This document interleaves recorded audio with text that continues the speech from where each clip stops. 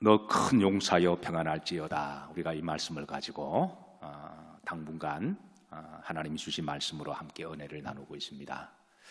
이 말씀을 언제까지 이어가게 할지는 모르겠지만 사랑하는 성도 여러분, 믿음의 큰 용사들이 되시기를 주의 이름으로 축복합니다. 평안할지어다. 평안하시기를 주의 이름으로 기도하고 축복합니다. 자, 이어서 기드온의 불신앙과 의심인데요. 지난번에 이제 기드온이 우상 신전을 다 부쉈습니다. 바알의 신전을 다 부수고 아세라 신전을 다 부수고 그리고 나서 거기에 있는 신상들을 다 부쉈습니다. 자, 그랬더니 난리가 났습니다. 큰 소동이 일어났습니다. 그 주변에 있는 동네 사람들이 이제 들고 일어난 거예요. 우상 숭배하는 자들이 들고 일어나서 특별히 바알 우상 숭배하는 자들이 아세라를 섬기는 우상 숭배하는 자들이 일어나서 기드온을 때려 죽이겠다고 그렇게 칼을 들고 몽둥이 들고 쳐들어왔습니다. 자, 이때 기드온의 아버지 요아스가 31절에 이렇게 말을 해요. 요아스의 말은 내용이 이렇습니다. 눈이 뒤집어지고 기드온을 죽이겠다고 찾아온 그 우상 숭배자들과 무리들에게 너희들이 왜 내 아들 기드온과 다투고 싸우려고 그러느냐? 만약에 너희들이 섬기는 바알의 신이 참신이라면 그가 기드온을 심판하지 않겠냐? 그러나 역으로 기드온의 하나님이 살아계셔서 너희들이 기드온과 싸우면 기드온을 주관하는 하나님과 싸우는 것이니 너희들이 하나님 손에 죽을 줄 알라. 이렇게 담대하게 선언합니다. 사랑하는 성도 여러분, 우리가 믿음 생활하다 보면 때로는 위기를 만나기도 하고 어려움을 만나기도 할 때 때로는 우리가 믿음의 담력이 필요합니다.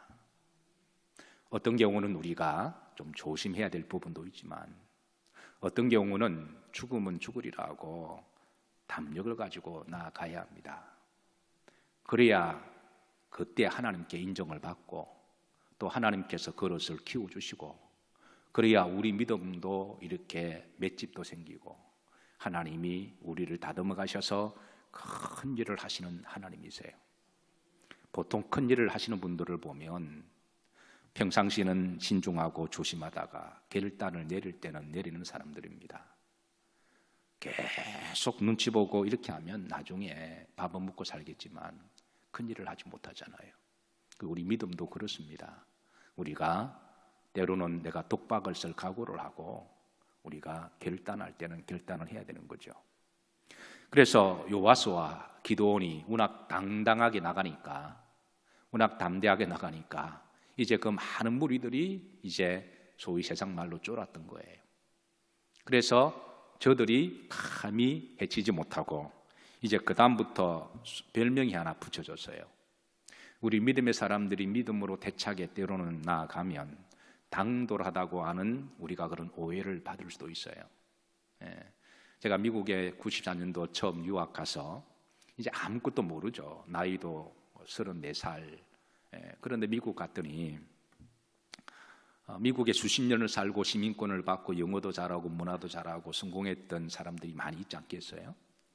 그래서 저는 뭐 아무것도 없죠. 정말 돈도 없고 뭐 문화도 모르고 언어도 버벅거리고 길도 모르고 차도 없고 아무것도 없었는데 그런데 그때 하나님이 마침 저를 도와주신 분이 한 분 계셨습니다. 그분은 한 20몇 년 되셨고 사업도 크게 성공하셨고 그리고 뭐 영어도 당연히 잘하시고 그런데 이분이 저와 교제를 하면서 저보고 그러시더라고요. 목사님은 머리가 나쁘신 겁니까? 당돌하십니까?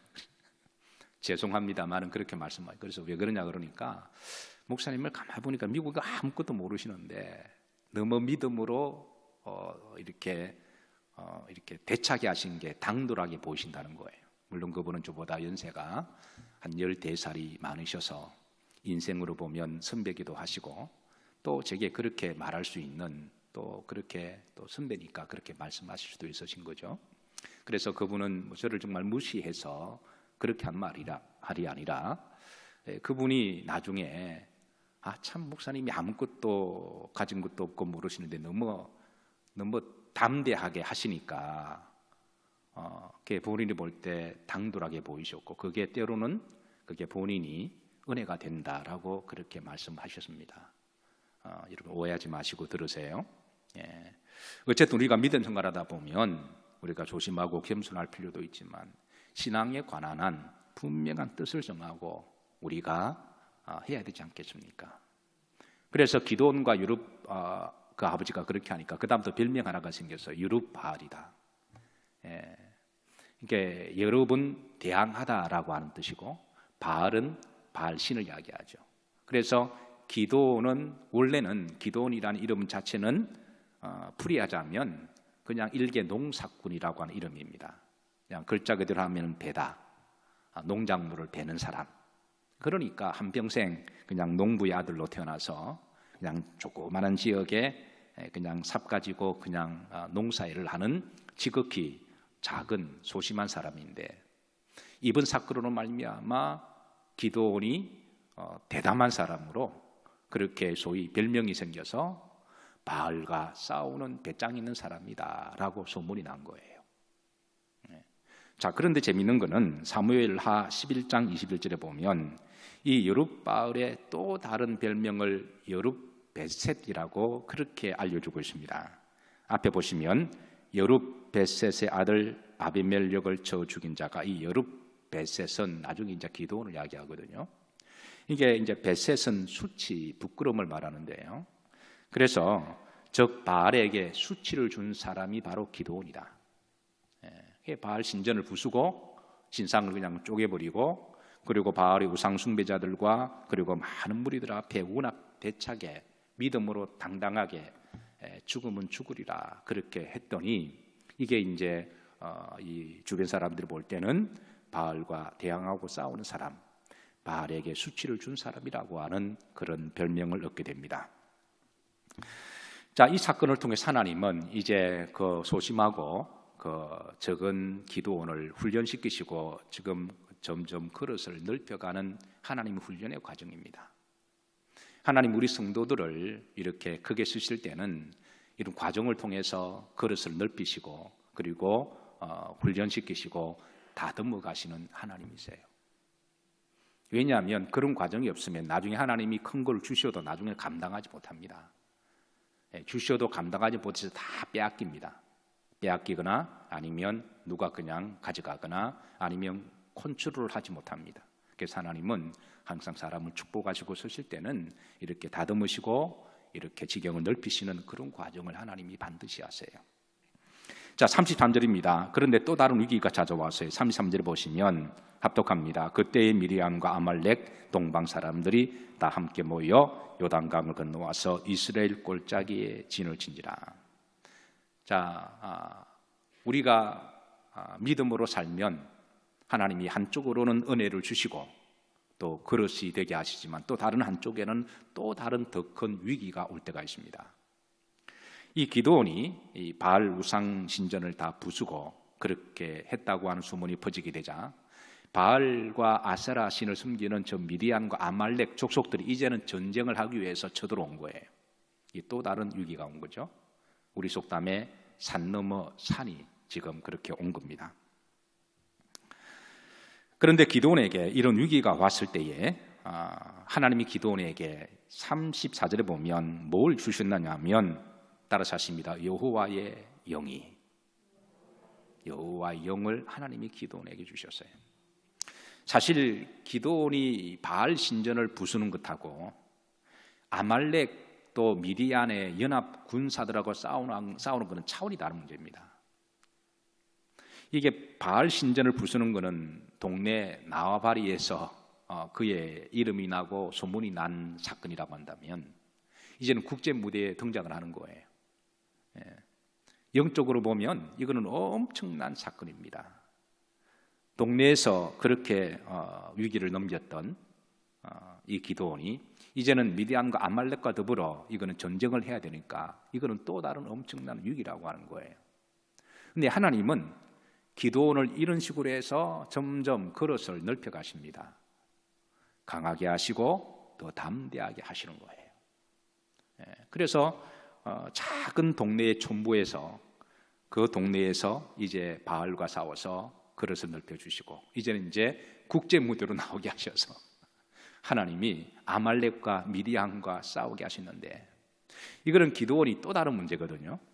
그러니까 조그만한 구멍가게를 하던 사람이 나중에 하나님 축복하셔서 전 세계 대상으로 해서 이렇게 하시는 거와 똑같은 겁니다. 그러니까 이게 차원이 지금 다른 문제가 되어버린 거예요. 그러니까 기도원이 얼마나 겁이 나고 무서웠을까요? 그런데 하나님은 기도원에게 기본적으로 뭘 주셨다? 영을 주셨다. 이거는 사람의 힘과 능력으로 싸울 수 있는 문제가 아니기 때문에, 사람이 의지와 어떤 신앙의 바탕으로 싸울 수 있는 문제가 아닙니다. 하나님이 영이 함께 하셔야 그게 이길 수가 있는 거거든요. 기도원이 막말로 이야기해서 그냥 배짱을 부려서 동네에서 바알 신전을 부수고 이렇게 한 거는 개인의 어떤 의지나 개인의 그냥 용기로 할 수 있는 문제지만, 그러나 이 아말렉과 미디안의 수십만의 병사와 싸운다고 하는 건, 이거는 사람의 배짱으로 할 수 있는 문제가 아닙니다. 그건 하나님의 영으로 하셔야 됩니다. 그래서 우리가 큰 일을 할 사람일수록 하나님의 성령의 기름 부으심이 있어야 됩니다. 자, 그래서 기도원이 하나님의 영을 받으니까 영적인 담력이 생겼어요. 그래서 전쟁을 위해서 나팔을 붑니다. 모이라는 거죠. 나팔을 불어서 함께 더불어 저들과 싸우고 기도할 사람을 모여라. 기도원이 나팔을 불었더니 이제 아셀 지파, 스불론 지파, 납달리 지파 사람들이 모입니다. 이스라엘은 총 12지파가 있는데요. 그런데 이 12지파 가운데 3지파만 모입니다. 3지파 가운데 지파들이 다 모이지 않고 그 중에 감동받은 사람들만 모입니다. 사실 하나님께서 성령의 나팔을 불 때 모여야 될 줄로 믿으시기를 주의 이름으로 축복합니다. 사실 목회자가 모이자 그랬는데 아무도 안 모이면 제가 얼마나 하나님 앞에 죄송할까요? 자, 그래서 여호와 영이 기도원에게 임하고 기도원이 나팔을 모일 사람 모이라는 거예요. 그랬더니 세 지파 사람들이 모였습니다. 자, 그런데 기도원이 불안합니다. 왜냐하면 12지파가 다 모여도 이게 부족한데 세 지파가 달랑 모였으니까, 저기는 아말렉, 미디안, 동방의 메뚜기처럼 많은 병사들이 그 싸움에 이굴난 그 특전사들이거든요. 근데 기도원이 아무리 생각해도 불안한 거예요. 그동안 기도원의 불신앙 때문에 하나님이 여러 가지로 기도원에게 많은 은혜도 주셨고 표정도 주셨지만, 그래서 기도원도 나름대로 기적도 체험하고 하나님의 은혜도 있었지만, 그런데 이번은 케이스가 또 다른 케이스입니다.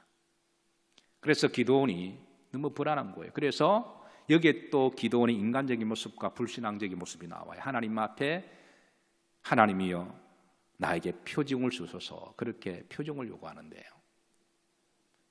그 표징이 뭐냐면 다장마당에 양털 한 무더기를 갖다 놓고 하나님이 이슬을 내려주시면서 양털만 촉촉하게 맺히게 하시고 그 주변은 바짝 마르도록 그렇게 표징을 요구합니다.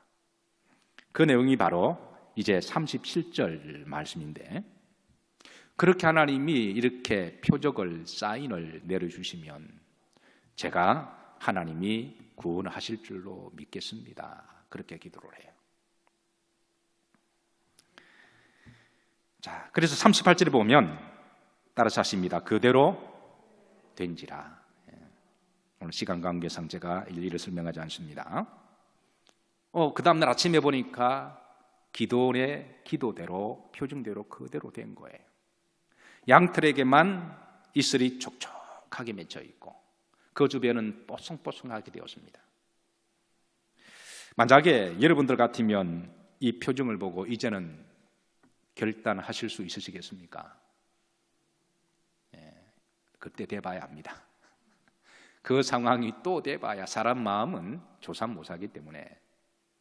근데 기도원이 곰곰이 생각해 보니까 이게 생각하기에 따라서 이게 의심이 생깁니다. 첫 번째는 우연일치가 될 수도 있다. 우연일치로 될 수가 있잖아요. 사실 그리스도인들이 하나님께 은혜를 받고 대부분 나중에 시험 드는 것은 지나고 보면 우연일치라고 하는 생각 때문에 그렇습니다. 세월이 지나면 대부분 다 우연일치라고 거기에서 많이 넘어져요. 실제로 그렇습니다. 한때 뜨겁게 은혜 받고 간증이라고 하는 사람 나중에 신앙이 시들시들한 거는 지나고 보면 거의 8, 90%가 그때는 우연일치였지라고 그렇게 해석해서 그렇게 빠지는 거예요. 그래서 성경은 하나님 우리에게 은혜를 주실 때 그때 그 은혜 주신 사건을 반드시 기억하라고 그러십니다. 그 기억의 사건이 구약에서는 돌비를 세우는 사건이고 제단을 세우는 사건이고 신약에 와서는 하나님께 감사 예물의 사건입니다. 그건 돈의 문제가 아니라 그런 기념의 사건입니다. 자, 두 번째 기도원의 이 의심은요, 누군가가 밤에 와서 물바가지 하나 가지고 와서 양털에 부었을 수도 있다고 생각한 거예요.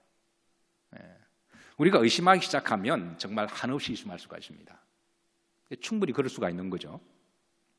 그래서 기도원이 다시 표징을 구합니다. 이번에는 여기입니다. 이번에는 양털에만 뽀송뽀송하고 그 주변의 넓은 지역은 비가 이슬에 내려서 축축하게 해달라는 거예요. 사실 이제 이것은 누가 와서 이스라엘 유대 땅은 물이 귀한 지역이잖아요. 누가 밤에 몰래 와서 그 주변의 모든 땅을 물로 다 부을 수는 없는 겁니다. 이거는 그럴 수가 없는 거죠. 이거는 우연일지도 아니고 만약 이게 일어나면 하나님의 역사인 것을 머리 좋은 기도원이 여기에 대해서 표정을 구합니다. 그러니까 양털은 뽀송뽀송하게 해주시고 그리고 그 주변의 넓은 지역은 다 이렇게 축축하게 해달라는 거죠. 자, 그런데 그 다음날 보니까 따라서 하십니다. 그대로 되니라. 그러니까 이 사건을 경험하고 난 다음에 이제 기도원은 확신을 하게 되는 거죠. 사실 이 양털과 이슬은 영적으로 주는 메시지가 있습니다. 양털은 바로 이스라엘 백성들의 심령 상태를 이야기합니다. 이슬은 하나님의 은혜를 이야기하는 거죠. 첫 번째 표징을 통해서 하나님께서 양털에게만 은혜를 주시고 다른 부분은 은혜를 내리지 말라고 한 이 표징은 하나님이 택한 이스라엘 백성들에게는 은혜를 주시고 그 주변은 은혜를 거두어 달라고 하는 것인데요. 그래서 실제로 하나님의 은혜가 임하시면 아무리 기근과 또 불경기와 어려움이 있어도 하나님이 택한 사람은 하나님이 보호하십니다. 이게 참 신기한 건데요. 그래서 어떤 사람은 교회는 불경기가 없다라는 말을 하기도 해요. 믿는 사람들에게는 불경기가 없다 그렇게 말을 하기도 합니다. 이게 참 신비인데요. 우리가 목숨을 걸고 믿음으로 살면 다른 사람은 다 죽고 힘들고 불안하고 두렵다고 하는데 하나님이 택한 그 양털 뭉태기 하나님이 택한 사람들 그 사람에게는 하나님이 감사를 주시고 평안을 주시고 담대함을 주시고 굶어 죽지 않게 하시고 하나님이 책임지시는 거예요. 이게 참 신비입니다. 이게 참 놀라운 일이에요. 목회하다 보면 어쩔 수 간증을 할 수밖에 없는데요. 29살 때 광명시 개척하면서 월세가 한 달에 32만 원이었습니다. 지금으로 말하면 30년 전에 32만 원은 지금 얼마쯤 되나요? 수 개념에 빠르신 분? 많겠죠? 그런데 한 번도 빚진 적 없습니다. 제가 누구한테 가서 돈 이야기 한 적 한 번도, 왜냐하면 괜히 교회가 어렵다고 돈 이야기하면 하나님이 창피한 거잖아요. 그 정도 자존심 우리한테는 있는 거죠. 교회 다니면서 개척한다고 제가 편지 보낸 적 한 번도 없고요. 하나님 교회니 하나님이 하실 줄로 믿었던 거죠. 대신에 개인적으로 불안하니까 새벽마다 2-3시간 기도하고 그럼에도 불안한 거죠. 그런데 또 당돌하게 믿어야 되는 거죠. 이 두 가지 신앙은 외줄타기 하는 겁니다. 한 번도 하나님이 밀리게 하신 적 없으세요. 사랑하는 성도 여러분, 이스라엘 백성들이 애굽에 있을 때 10가지 재앙이 내려도 고센 땅은 하나님 지켜주셨습니다. 이게 하나님의 기적이고 신비고 역사입니다. 나에게도 양털의 표정을 보여주셔서 여전히 해당되는 신앙의 자세입니다. 대신에 하나님 앞에 믿음으로 담대하게 살아야 됩니다.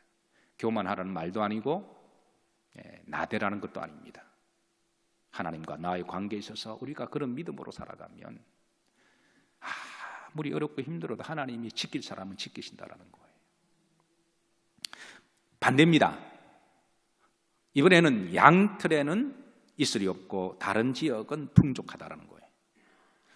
하나님의 영이 떠나면 아무리 하나님이 택한 백성이라고 할지라도 그 사람은 영적 기근을 당합니다. 그리고 다른 곳이 풍족해져요.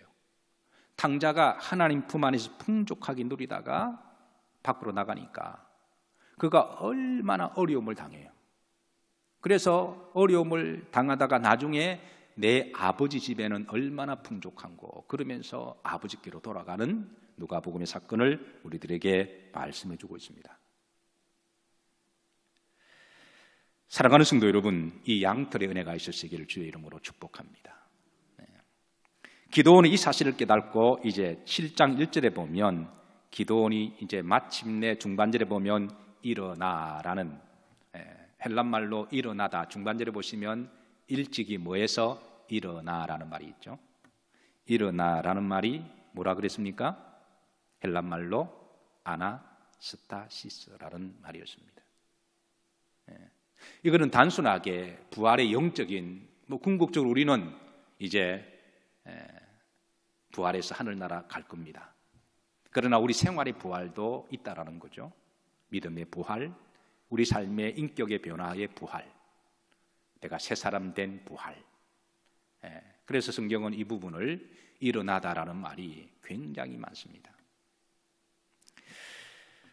저는 이번 사건을 통해서 우리 믿는 사람들에게 일어나는 계기가 되기를 소망합니다. 다음 그림 하나, 로고 하나 보고 말씀을 좀 정리합니다. 여러분, 이게 어떤 로고 같으세요? 아시는 분들은 아실 터인데 세계적인 기독교 선교단체인 기드온 협회 로고입니다. 우리가 이제 다음번 말씀을 보겠지만 기드온이 항아리에 성령의 불을 감춰놓고 그 불을 높이 들고 깰 때 하나님의 놀라운 역사가 일어난 거잖아요. 300명의 기드온의 횃불, 항아리의 횃불을 이제 그 신앙을 기념하고 그 신앙의 정신으로 믿음으로 살기 위해서 만들어진 선교단체가 기드온 이 협회 선교단체죠. 지금은 전 세계 190여 개에 퍼져 있고 17만 명의 회원을 가지고 있습니다. 이들의 표현은 기드온이 들었던 횃불을 협회 상징으로 삼고 우리의 사명은 필요한 곳에 성경을 비치하는 것이다 라고 하는 것이 모토입니다. 왜냐하면 하나님의 말씀은 살았고 운동력이 있어서 하나님의 말씀이 전파되는 곳마다 기적이 일어나기 때문에 그래서 성경책을 호텔마다 다 이렇게 기증을 해서 비치하게 하는 건데요. 현재까지 기드온 성경협회를 통해서 배포된 성경책만 하더라도 여러분 놀라지 마세요. 우리 교인들은 놀라지 말라 그러면 또 절대 안 놀래요. 150억 권 정도가 됩니다. 150억 권 정도를 선교 헌금을 통해서 그렇게 기증을 했는데요. 우리나라도 한때 호텔마다 이 성경책을 비치를 한 거로 제가 알고 있습니다. 그런데 지금은 우리 권동원 장로님 있습니까? 아마 수준 높은 호텔은 있는 걸로 제가 알고 있고 수준이 좀 낮은 호텔이나 또 어떤 사람은 또 안티를 건 사람들은 아마 또 이렇게 또 없앤 곳도 있을 걸로 그렇게 생각하는데요. 근데 이제 유럽이나 미국은 호텔마다 다 있습니다. 제가 확인을 했습니다. 그거는 제가 가는 데마다 가면 꼭 성경이 기드온 협회 기정의 성경이 있는데요. 엘리엇 스미스라고 하는 사람이 있습니다. 그의 삶은 방황과 반항의 연속이었는데요. 아내와 매일 힘겨운 싸움을 하고 있었고 결국은 성탄절 이브 때 1996년 12월 때 아내와 자식들로부터 쫓겨납니다. 그의 딸도 당시 감옥에 수감된 상태여서 갑자기 인생의 우울증과 절망이 와서 자괴감이 들어서 이제 자살을 하려고 그렇게 결심을 한 거예요. 그래서 이제 모텔방에 들어가서 자살을 하기로 했는데요. 자살을 하려고 그러는데 여러분, 자살하는 사람이 뭔 호기심이 많아서 여기저기 자꾸 뒤져보는 습성이 있어요. 그 심리적 현상인지는 모르겠어요. 이거 물가에 뛰어내리는 사람이 수심이 얼마나 깊나 확인해보고 뭐 그런 겁니다. 그리고 높이가 얼마나 높이가 되나. 사실 뭐 자살하려고 하는 사람이 그게 별로 궁금지도 않을 텐데 그냥 괜히 그걸 두리번 한다는 거예요. 밧줄이 얼마나 튼튼하나 이게 만져보기도 하고. 근데 텔레비전 위에 성경책 한 권을 발견했습니다. 그래서 순간적으로 영적으로 막 이렇게 분노가 나서 그걸 집어 던졌는데요. 그런데 그 집어 던졌는데 약간의 뭔가 양심에 영적으로 좀 느낌이 있어서 펴진 모습을 보니까 요한복음 19장에 있는 말씀이 눈에 확 들어오더라는 거예요. 요한복음 19장 말씀은 빌라도 법정에서 예수님께서 심판을 받으시고 갈보리에서 십자가 달리신 그 사건이 눈에 들어온 겁니다. 그럼 무심코 그 부분 읽어 내려가다가 순간적으로 예수님이 나의 죄 때문에 고난당하시고 죽으셨다라고 하는 그런 부분에 성령의 감동을 받습니다. 그래서 그는 모텔방이 부흥회가 되고 밤새도록 하나님 앞에 통곡하고 울고 회개합니다. 아나스타시스 한 거예요. 그 방에서 그는 회심을 한 겁니다. 그리고 남은 생에 이제는 정말 좋은 아버지로 살아가고 좋은 아내로 좋은 사람으로 신실한 그리스도인으로 살아갈 것을 그가 완전히 거기에서 거듭난 거예요. 그러니까 성경 한 권이 사람을 그렇게 변화시켰다면 여러분, 하나님의 말씀이 축복이 아니겠습니까? 하나님의 말씀으로 내 인생이 변화되고 천국 간다면 여러분, 이것보다 더 귀한 복이 어디 있나요? 한국교회가 다시 저는 아나스타시스 해야 된다고 믿습니다. 그런 집으로 돌아가서 정말 그렇게 살았고 모든 것이 다 회복되었습니다. 그리고 하나님께 받은 은혜가 너무나 커서 나중에 하나님께 콜링을 받고 이제 목회자가 됩니다. 우리나라 같은 경우 한 사건을 더 말씀하고 마치도록 합니다. 정동선이라고 하는 사람이 있었는데 이 사람은 집이 4대 독자 집안이고 선조 중에 주지 스님도 계시고 이모 중에 한 분은 경계 지역에 절을 5개나 세운 그런 집안이라 그래요. 이종 사촌 언니도 스님이고 여자입니다. 정동선 여자인데, 자, 그가 1975년에 가을에 설악산 관광호텔에 투숙하게 됩니다. 근데 침대머리에 기도원 성경이 하나 놓여 있어서, 근데 이분은 누가 이거를 놔두고 가셨구나 생각해서, 그래서 그걸 가지고 프론트로 내려가서 아마 전에 계신 분이 이것을 놔두고 가신 것 같은데 찾으러 오시면 드리세요라고 전해주었더니 프론트 보시는 분이 이것은 원래 방에 무료로 비치되어 있는 것입니다 라고 하면서 주었다는 거죠. 다시 갖다 놓으시면 됩니다. 그래서 갖다 놓았는데, 그래서 무심코 성경을 폈는데 이게 또 이게 날마다 성경을 점치듯이 무심코 푸는 그런 문제가 있습니다. 그런데 성령이 감동하셔서 우연히 무심코 또 펼 때도 있습니다. 근데 시편 1편 1절이 펴졌다는 거예요. 그래서 이분이 뭐 성경을 전혀 알지도 못하고 그러니까 그 시편 1편 1절에 복 있는 사람은 악인의 길을 쫓지 아니하고 죄인의 길을 따르지 아니하고 오만한 자의 자리에 앉지 아니하고 오직 여호와의 율법을 주야로 묵상하는 자로다. 저는 시냇가에 심은 나무가 시기를 쫓아 과실을 맺는 것처럼 그하는 행사가 다 형통하리로다. 그 말씀을 읽는데 마음이 그렇게 평안해지고 마음이 그렇게 행복하다라는 거예요. 그래서 이분이 그 말씀을 읽고 너무 감동이 되어서 그래서 다시 한번 이제 성경을 또 이렇게 덮고 무심코 폈는데 로마서 6장 23절이 펴졌다는 거죠. 그 부분 죄의 삭은 사망이요 하나님은 산 우리 주 예수 그리스도 안에 있는 영생이니라. 죄의 삭은 뭐다? 사망이다. 그 말을 보는 순간에 마침 자기가 그동안 우상 숭배하고 하나님을 떠나고 죄를 지었던 모든 것들이 주마등처럼 지나가면서 이분도 거기에서 부흥회를 하기 시작합니다. 그래서 하나님 앞에 회개하고 눈물을 흘리고 이제 내가 하나님을 믿겠습니다. 성경 한 권이 그 여인을 완전히 변화시키고, 그리고 내려가서 가까운 교회를 찾아가고 1976년 그 다음 봄 부흥회 때 성령 세례를 받습니다. 그리고 그녀를 통해서 온 집안이 구원받는 역사가 일어납니다.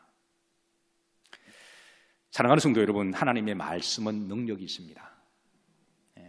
우리가 여호와께로 돌아가자, 이 말은 다른 말로 말씀으로 돌아가자라고 하는 것과 같은 거죠. 기도원에 관한 간증은 또 다음번 기회에 또 계속해서 전해드리도록 하고, 사랑하는 성도 여러분, 오늘 말씀 정리하도록 합니다. 큰 용사여 뭐할지어다 평안할지어다. 오늘 이 시대에 여러분과 우리 믿음의 권속들이 기도원처럼 기도의 횃불을 높이 들어서 시대 영적인 파수꾼이 되시고 우리가 기도하는 교회와 성도가 되기를 소망합니다.